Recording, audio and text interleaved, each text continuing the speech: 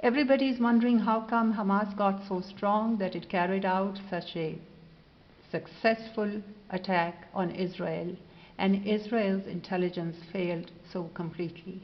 Even that of Israel's allies, the Five Eyes, that like to supply intelligence information which is related to Israel's security to Israel, completely failed. Zelensky likes to blame Russia for everything, so he's going around saying Russia got weaponry from Ukrainian soldiers in battles that they won and they handed it over to Hamas. That is not possible. Russia is at war, a war with no end in sight. When a military force is at war, it needs weaponry itself. It does not go around looking for other people to give it to. Neither could it be Lebanon or Hezbollah, because Lebanon has been dealing with its own economic issues. It does not have the kind of resources it had back in 2008, for instance. Or Iran, for that matter. Iran also has been dealing with crushing economic sanctions for a very long time. It could not possibly be behind it. If any country like North Korea or Russia supplied weaponry to Hamas, it would have to traverse the high seas, and the high seas are kept an eagle eye on by NATO allies.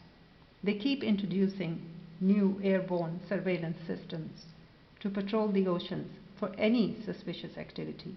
They can detect smallest maritime objects which are suspicious. It would also be a joke to think that Egypt was responsible for supplying all this weaponry to Hamas. This is precisely the kind of situation the Egyptian military preempted when it removed Akhwan al-Muslimin government. They do not want to take on, or they do not want their own country to participate in conflicts where big powers are involved and where big powers can be in a hostile situation with Egypt. That's precisely the thing. Now, the country that is responsible directly for creating the conditions that led to Hamas getting training undetected for a long period of time and becoming from a victim into a good competitive fighting force, that country is United States of America. United States of America has carried out wars in the Middle East, the region where Israel is located, and they have destroyed state after state. They have demolished the standing militaries of those countries. They went into Libya, destroyed Libya. It is a broken state now. They went into Iraq, destroyed Iraq. Completely annihilated the military force of Iraq. In Syria, they almost tried to do it, but thank God Russia was on the other side, and because of Russian intervention, the Syrian state still holds.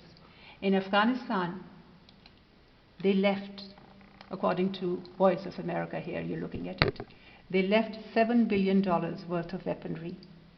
And when they evacuated chaotically from that country, having left all this weaponry behind, they also took away all the money from Afghanistan. So even though Afghanistan has a government, that government is very poor, they don't have resources. And United States of America confiscated all the financial capital that lay in foreign banks during the time they were occupying Afghanistan. And in this situation, Pakistan, of course, nearly suffered. But the government of Pakistan and the government of Afghanistan were able to control the situation, able to contain it, because there were some armed attacks across from Afghanistan into Pakistani territory. They were able to contain it because both Afghanistan and Pakistan have fully functional governments. There are states with all their institutions intact.